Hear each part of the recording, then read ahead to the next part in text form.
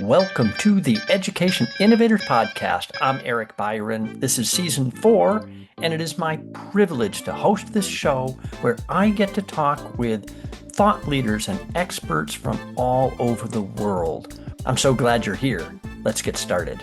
Why are we setting this as an either or? You've got to either be good at this or good at that. So we think it's a false trade-off, where students don't have to choose. They can actually pursue a true interest in sport and pursue tier one academics. And we built MAI to remove that compromise. We really did. That's Andy Williams, and he's doing something I've been looking for. It's a brand new school with a radical approach to measuring both academics and durable skills like grit, leadership, and curiosity. Andy's got the answers. Keep listening. Oh, yeah, and before you go, this is episode 100 of the podcast, and I'm really proud of the achievement to get to this milestone. So this is also the end of season 4. So please subscribe so you don't miss season 5, which is going to focus on youth perspectives starting in August. All right, here's my conversation with episode 100 with Andy Williams. Today I have with me Andy Williams. He is the founding head of school at Masters Academy International. It's a new boarding and day school opening this fall in Stow, Massachusetts. It's designed for student athletes in grades 6 through 12. Masters Academy pairs elite athletes' development with a rigorous forward-thinking academic model. A lifelong educator, Andy's previously held leadership roles at Avenues, the World School, where he helped shape innovative learning environments across campuses in New York, São Paulo, Miami. And as we were just talking, he's also been in my region here in Shenzhen, right next to Hong Kong. So welcome to the show, Andy. Thanks, Eric. Happy to be here. How are you?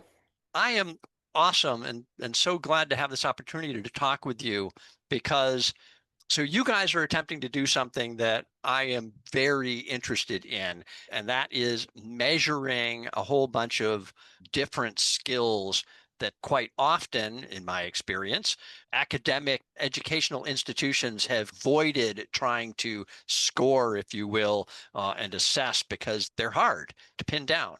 So we're going to get into that. But first, I want to get a little background here on what you're doing. So Masters Academy, it's an elite athlete school, right? So who came up with this idea of creating a school specifically that's tailored towards elite athletes? And how did you become head of school? Sure. The genesis, the idea was developed by Peter and Chris Masters, and so the Masters School, the name, it's on the label, so to speak. So Peter and Chris have been pretty active in the Boston area for years. They're well known, especially in the ice hockey fields. And for years, they've noticed that there was a gap, an opportunity that students were reaching for that wasn't apparent, wasn't available in the area. So really, that's the genesis of it. And this is 8 years of thought and ideation and stretching and looking for the right place to actually launch the idea so that it went from something on paper to actually being a reality. So here we are, almost 8 years later, getting ready to open in Stow. And you're quite right, Eric. We're building a new kind of school, one, as you said, that intentionally integrates pro-level academics and tier one athletes, into a single aligned experience. So what we're trying to do is, rather than ask students to balance two competing systems, we're actually setting time off for students to be successful and intentionally designing that balance of athletics and academics to work together. So that's really the genesis of the school. And how I came to be there, I've been really fortunate throughout my life to see how powerful a combination of great coaching and great teaching can be. It changed my life. And that's why and what MAI is designed to deliver for every student. So through my work with Avenues, and getting to know many people in the network, as you can appreciate, when something like this comes up and you've been fortunate to be involved in starting schools throughout the world from scratch, it started with a conversation, a little dance, and here we are today. So what is it about your experience previously opening these other schools, and what makes you right? Why is this the right opportunity for you now? The right opportunity for me, primarily, I've been in sports all my life. I was fortunate to play soccer, football at a Yep. pretty high level. With myself and a couple of friends, we started one of the first elite soccer clubs in the United States, and we were starting from the ground up, when soccer was really just finding its feet in the United States. So I've been fortunate, sort of in an entrepreneurial spirit, to be able to be part of organizations which have helped students excel in sports and obviously with avenues excelling in academics. So the combination there, I believe, for Peter and Chris and Rich O'Dell, who's one of the managing partners, they were just interested in my background, and as you say, it was the right time for me, and the opportunity to me was so enticing because I have that blend of sports and academics. And it's something that is like almost like a capstone, I see it, to the work that I've been doing over, oh my goodness me, almost close to 40 years in education now. 40 years. You don't look Close. that old. Thanks. Yeah. I'll take that as a compliment. Thank you. Yeah, good for you. You still look like an athlete. Yeah. Thanks. I'll take that as a compliment as well. Thanks. No, that's awesome. I love it when stuff just comes together like that too. So this is still very interesting for me though. It's a very niche kind of thing, right? Mm, So now you've also got demographics here, right? So you've got Boston area. It's actually Stow. By the way, I grew up in Massachusetts. I lived on the west side of the state, Springfield area. So a bit familiar with the surroundings there. But why that region? Is there a specific kind of hub of athletes and stuff, or people relocating to come to the school? How's that working? a combination of two things, Eric, I would say. One, that area, that region is jam-packed with high-performing athletes across a variety of sports. Often the schools in that area are known as being top basketball schools. Ice hockey is obviously, Mm. a passion for many people in the area. Lacrosse is huge in the Boston area, especially in women's lacrosse. And then, you've also got fencers who are predominant in the region because of the many private schools in that area that associate themselves with fencing. Ice skating, believe it or not, is extremely popular in that area. So there was the demand in the market, Yeah. but also, just as importantly, the space to be able to launch a school that requires that sort of facilities doesn't come along very often. And so the space that we've got in Stowe, Massachusetts is fit for purpose. So as a result, it was a blend of market, you know, Yeah. market need, and then the combination of having an amazing space that came available in a short space of time. Yeah. Yeah. Yeah. Once again, kind of all coming together. By the way, I do Yeah. have to call you out for not mentioning baseball. So Oh, I will sorry. admit, I took my Boston Red Sox shirt off and put this shirt on just for you for this session tonight. But I was wearing a Boston Red Sox shirt all day today here. I'm a Red Oh, Sox of fan. course. Yeah. How could I overlook baseball? Of course. Of course. Yes, in Boston. Yeah. All right. And the soccer. I didn't mention soccer as well. So Yeah, yeah, I know. Yeah. So I did notice what else you've got over here. You have sorry, I'm looking to the side here because I've got your graphic up here from your website. Yeah, you also have lacrosse on the list, golf. Yeah. You Yeah. mentioned fencing, but you also have esports. So I thought that was Yes. quite interesting. So talk to me a little bit about that. How does esports fit in here? It's not really an athlete, but it's a competitive activity. Yeah. So how does that fit? Yeah, for sure. I mean, you'd be quite surprised actually, because when you think of sports, we think of kids running around everywhere.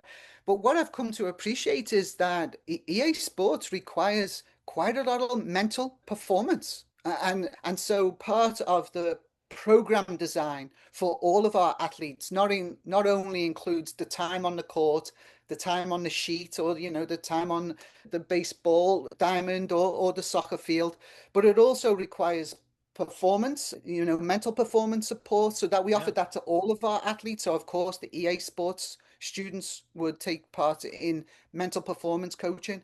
And believe it or not, they also engage in things like stretching and mindfulness, and also do have to keep themselves quite fit. It's quite surprising when you think of Formula One drivers sitting in those amazing machines that they have.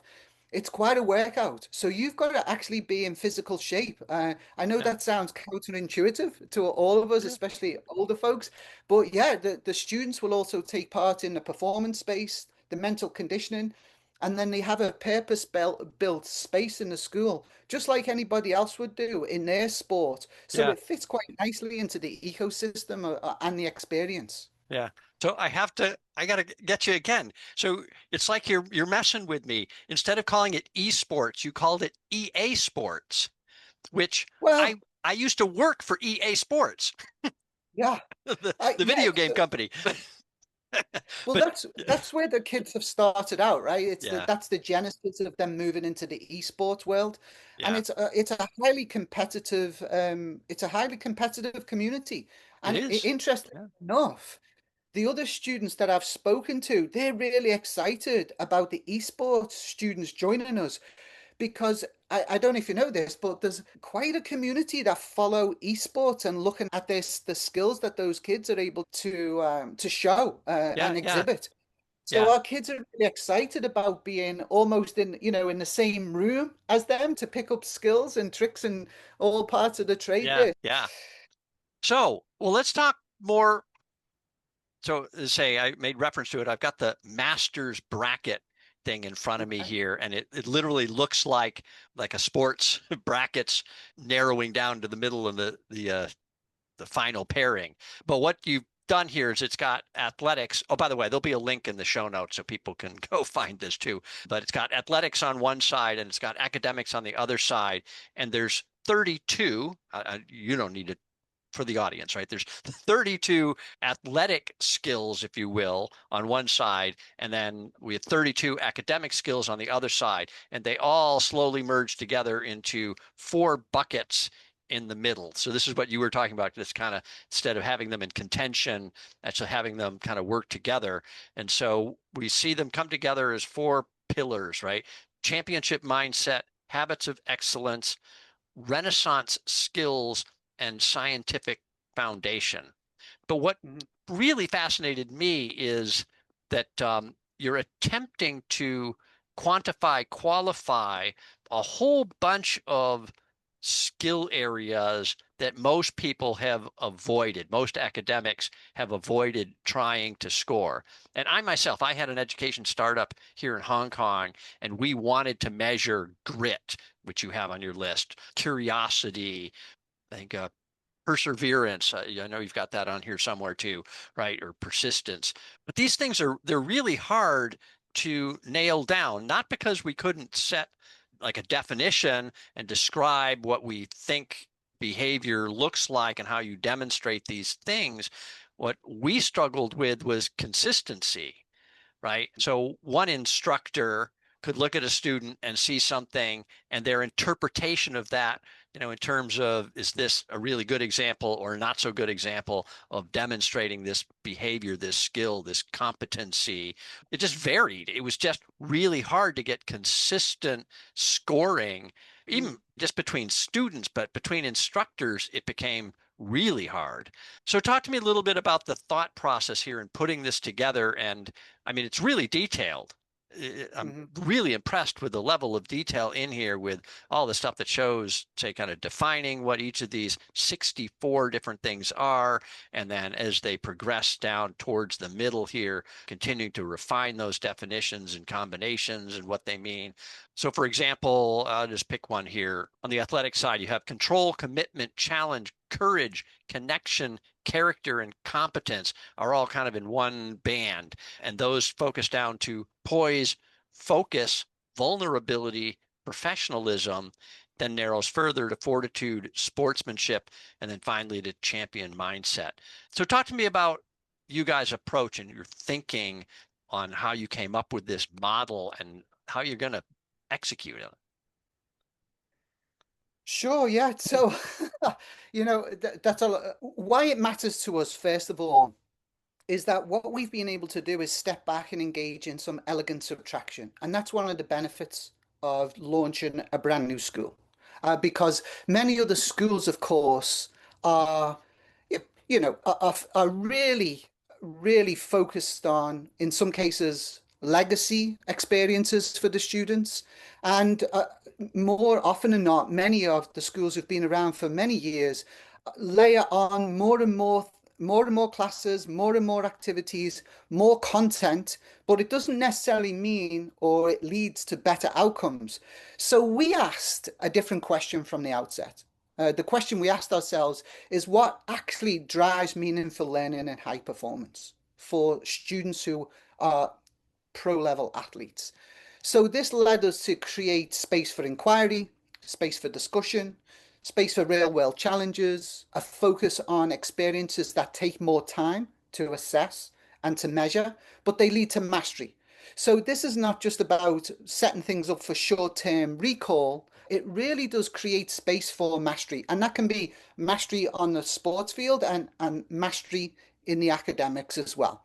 So in each instance, we were trying to create as much space as possible for inquiry-based learning to take place, for discussion, for real-world challenges, because they're more durable. The understanding that comes with engaging in those sort of inquiry-based approaches to education leads us to set students up so that they're successful and can transfer the skills that you've identified beyond the school.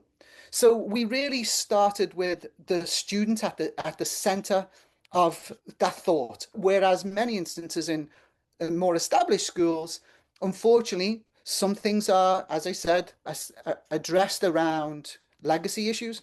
Sometimes it's amazing teachers who've brought programs with them, and things are built around inspiring individuals and inspiring teachers. The question is, what happens when that teacher leaves, and what happens to that program? So what we started to think about, just going back to your earlier point, is that when we started the thought process with the student at the center of it, that's where our graduate profile comes in, and it starts with the champion's mindset.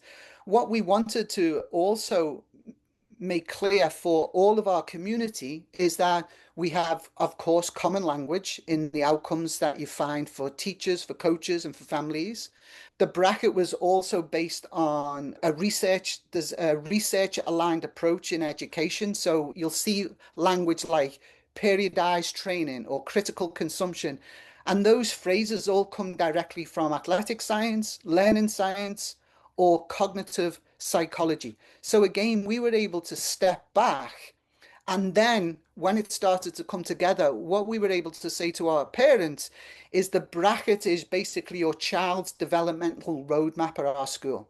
And it captures the full set of skills, mindsets, habits, and academic competencies we have intentionally built over hopefully a 7-year journey for the students.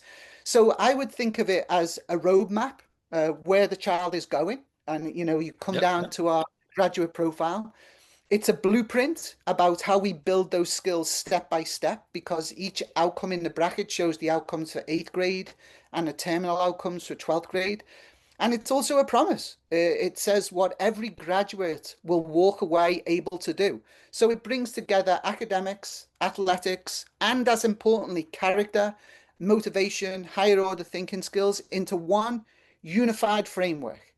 So it was quite refreshing to be able to stand back and again engage in some elegant subtraction and really identify what matters for students as they go into the 21st and even the 22nd century. Yeah. Oh, I mean, I love it. So I'm rooting for you here. I hope this is successful. So talk to me about teachers, because this is all great theory until you have teachers that can really embrace this and, say, figure out how to do this. So talk to me about your recruiting process, right? You haven't launched yet, right? You start this fall. So I Mhm. assume you're currently recruiting teachers. What's that look like? Yeah, Eric, we've got a pretty robust hiring process that we've utilized. Myself and my colleagues in the leadership team, we were really fortunate at avenues to be trained in a pretty clinical way in regards to hiring. So I would say to you, for instance, that every teacher we hired has gone through 5 phases of an interview process. So of the just, I think we've had over 1,000 applicants actually at this point, and Sorry, for how many positions? for teaching positions, Yeah. 25. Okay. 1,000 Yes, but applicants for 25 positions. Okay. yes, and then obviously then there was a whole batch of applicants for a mental performance coach, school psychologists, interventionists, and so forth. So the same process has taken place for each one of those folks that we've hired into our community. And it really it starts with a clinical look at somebody's application. There's a screening interview face to face. Then we set a task for an individual, whether it was a teacher, mental performance coach, even in student activities director, or anybody in residential life. There's a task and a debrief which allows a further conversation to explore people's values and their approaches to learning. And then we actually do a really in-depth career history interview where we go back even to college with anybody who's applied. And what we're looking for in that interview is patterns that are revealing of the values that we expect to see in our teachers. So a balance of humility and confidence, and those things we really lean into during that career history as well, where we're looking for patterns where people have developed and took on challenges and have come through those challenges and shown themselves to be somebody who continues to learn, who's iterative, and in many instances, believe it or not, when we ask the question, well, why are you looking for a new challenge? It's interesting what they then surface about their experiences in schools where they're looking for something new and fresh and innovative. So when we start to hear about that commentary, we know that we're onto somebody who's going to be well aligned to our values and behaviors. Of course, the skills as a teacher is also part of the task, the brief, and also in the career history. Then we even go a step further and ask somebody to engage in literally a conversation about values because we believe that values and behaviors, in many instances, people who are 30 and up, they come with those values and they come with those behaviors. And we feel that we can, as a community, teach and develop new skills that are coming more and more apparent for all teachers, like the use of AI in the classroom and so forth. But if you don't have a learner's mindset, if you're not willing to deal with some ambiguity, that probably wouldn't be a good fit for us at the moment. Right. So we're very clinical about making sure that folks that we are inviting to join us, and of course vice versa, it's symbiotic, it's not one way, Right. that they've got an opportunity all along the way to surface questions, engage in conversation, and then, of course, the last phase is that we obviously do the usual background checks and the reference checks hopefully to confirm what we've heard along the way. So it's a pretty robust process. We hire slow, we take our time, and Yeah. we make very clear decisions. And the other thing, of course, that we've been able to do, again, this is one of the benefits of starting a school from scratch. We know exactly what we're looking for in each team or in each cohort. So an example, we've got a very clear understanding about our middle grade program. So if you've got the academic and the athletic program and the well-being program well articulated, then of course finding people who can lift that is much easier than just going out randomly and wanting to interview teachers. So we've been able to, it's strategy first, then people. And so we've been able to engage in that over the last, oh wow, 9 months now that we've been in the hiring process. Yeah. Let's take a quick commercial break so I can plug the human intelligence movement as I do in every episode. This is not a paid advertisement. I'm just a fan. The mission of the human intelligence movement is to ensure that all students have the skills to thrive and succeed in an AI world. Join the movement. There's a link in the show notes. Now, back to my conversation with Andy Williams from Masters Academy International. We're going to continue to dig into how they make it possible for students to pursue elite athletics while not compromising on academics. Let's go. Yeah. So it's also a boarding school, right? Yes. Yeah. Yes. So how much does that complicate things, or maybe it makes it easier? I don't know. But what percentage of the students do you expect to board? About 2/3 of students will be boarding Eric in the first year. So there'll be approximately 200 boarders in the first year. And believe it or not, at this point, the boarding places are already almost full. Okay. Yeah. Yeah. So recruitment of students is not a problem. Not at the moment, no. And of course, the boarding, what it allows you to do is develop a pretty diverse community because we're welcoming students from across the world. If I'm not, yeah, so we've got students from 22 different countries at the moment that are going to join us. Yeah. So the boarding opportunity allows us to bring an international flavor to the community, which brings diversity of thought. Back to the point you made at the opening of our conversation about critical thinking and bringing diverse perspectives to the fore. We're a microcosm of the world and we're proud of that. So that's what the boarding allows us to do. Yeah. Yeah. No, that's that's interesting. Sorry, something popped in my head and then it popped right out again as you were talking. It'll come back to me, I'm sure. So yeah, so the kids are boarding. You got, say, some that are local living at home, and coming to the school.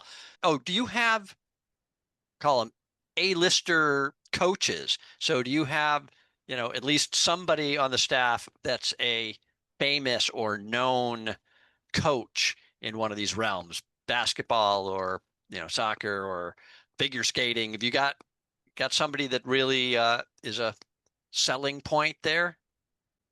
I think that's an understatement. If you just go on our social media, I think you would find that once we announced, and I'm not going to name names, Eric, if you don't mind. I don't want to overlook one of our amazing coaches.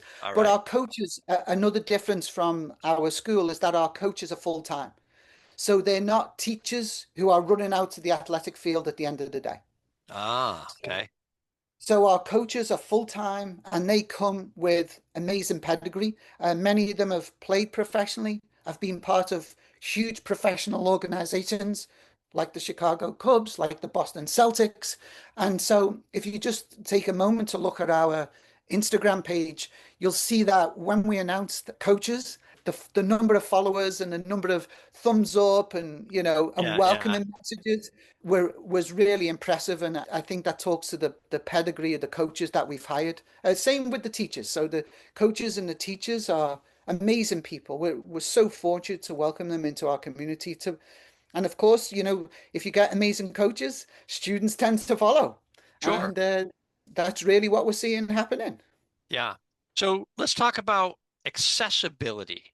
So clearly this is a private school, more affluent students or families, presumably, right, who can afford to send their kids to a school like this. But what are you doing? Any programs you've got that are helping to enable maybe talented kids who aren't as affluent, don't have that opportunity? Are there scholarship programs, or how are you addressing that?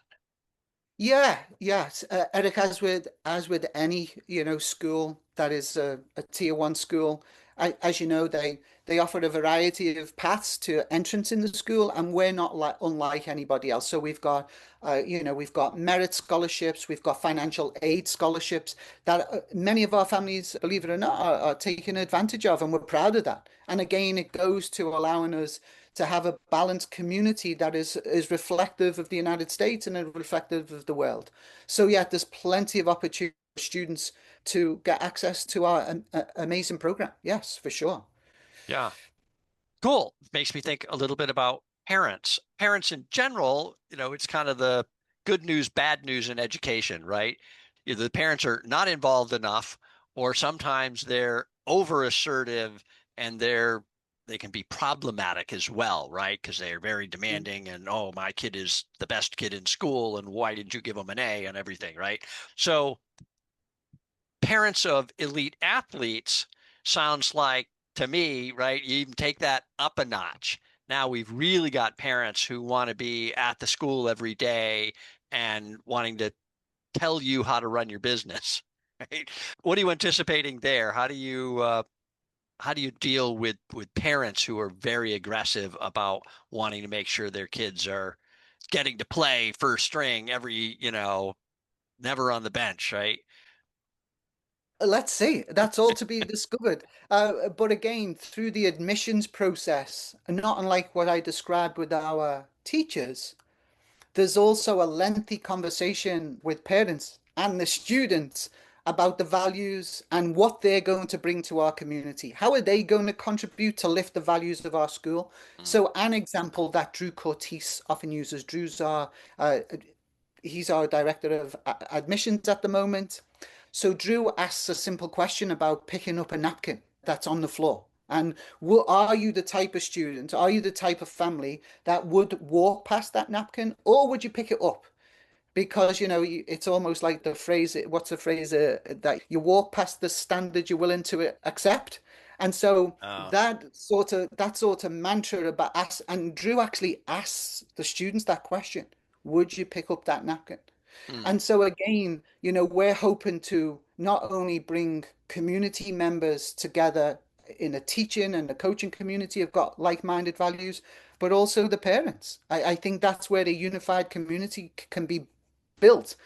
So we're Yeah. hoping everybody's being honest with us and they've put their feelings ahead of maybe what they want for their child and have been honest with us when it comes to their values that they uphold in their family. And we would expect to see that, if they were coming to view a basketball game, a baseball game, a soccer Yeah. game. Yeah, so So all to so be who do you compete against? Because I'm also thinking about, all right, so I'm another school in this community and it's baseball season, right? Nobody wants to play Masters Academy, right? We don't want to play against you guys. You guys are all elite athletes with the best coaches, right? So how are you going to deal with that kind of locally getting into the circuit of schools and compete against other schools fairly, right? Yeah. Yeah. Well, Eric, I wouldn't say that we've got every single student is an elite athlete, right? We're not just trying to turn gold into gold here. Okay. The coaches that we've hired pride themselves on turning bronze into gold. Mm. And so that sort of mantra is about development is just as important as anything that comes through results. In fact, the message to coaches is that results are secondary to growth and development. And when it comes to the leagues or the competitions, each coach is going to determine the level of play that they'll enter into. So there's different levels of teams in the school and Mm. different age groups.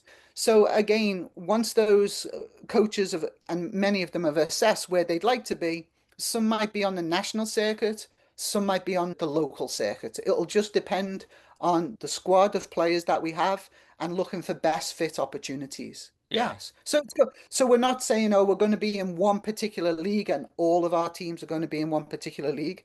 It's going to be differentiated as you would hope, just like in the classroom on the sports field. It's no good being in a soccer league if you get beat 7-0 or 8-0 every week, or if you win 7-0 or 8-0 every week. No one's happy about that. Yeah. So we're looking to have some sensibility around which leagues or which teams we look to play against. Yeah. This is why you're head of school. You've got all the answers, Andy. I wouldn't say that. Please don't say that. I hope I'm going to make a lot of mistakes along the way, but the notion of failing forward is something that is Yeah. something that you pride yourself on. You can always make mistakes, and we would encourage that for sure. But we would learn from them. Yeah. Yeah. So let's talk about the assessment piece. So I'll pick on a particular one. I took a quick look at courage. So you have this, it's one of your skills, I guess, or competencies is courage. And you have a 5-point rubric there. But it's based on self-assessment. So Yes. the students are going to self-assess themselves on their courage, and they've got definitions and descriptions in there that say the documentation is phenomenal. And then the teachers, peers, and coaches all kind of review what they've done as self-assessment and I guess add their kind of purview on that. And it's similar for grit and consciousness. I thought that was interesting. And focus. Focus comes up all over the place, by the way. I noticed that focus is an element of multiple other ones, even though there's one particular band called focus. But so how do you keep this fair, right? How do you keep it consistent for everybody, so we're all kind of getting measured on the same scale in terms of this 5-point rubric around something like courage?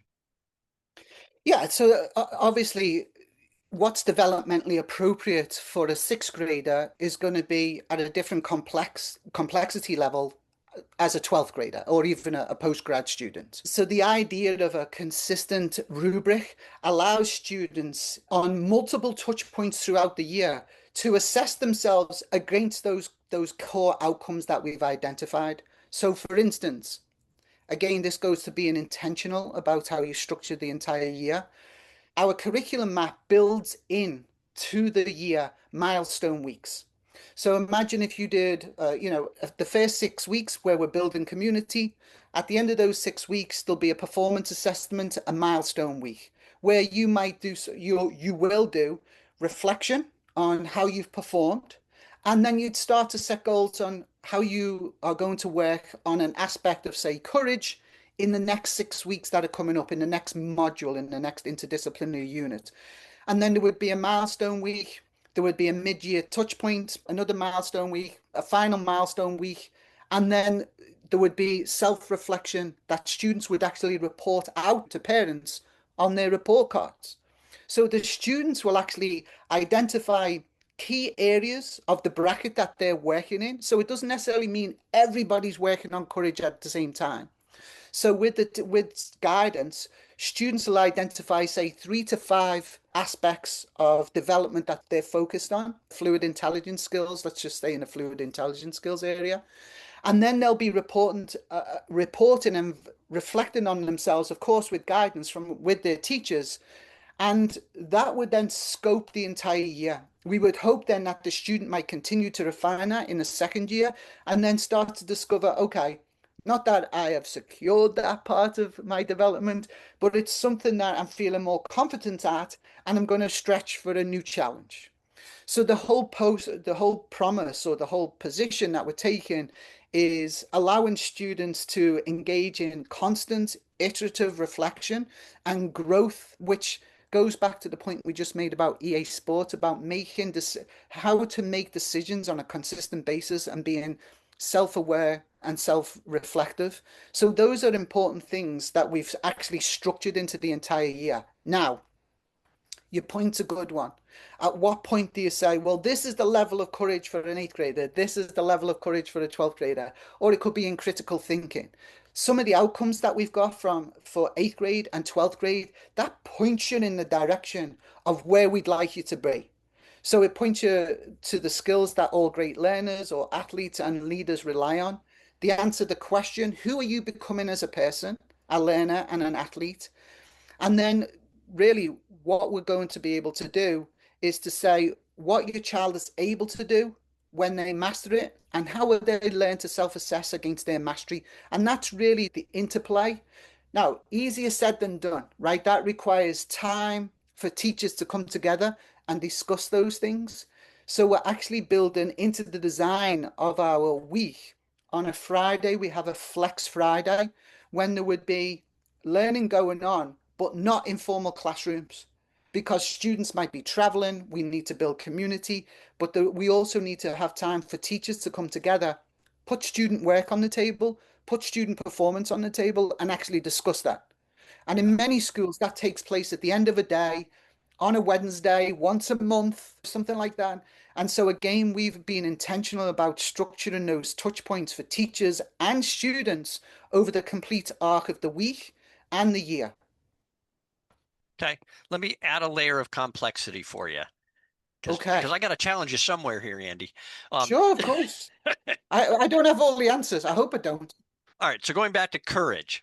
So to me, the problem is that courage looks different by individual, right? Yes. We may have a student who is terrified of public speaking, right? Yes. Then you have me who enjoys public speaking.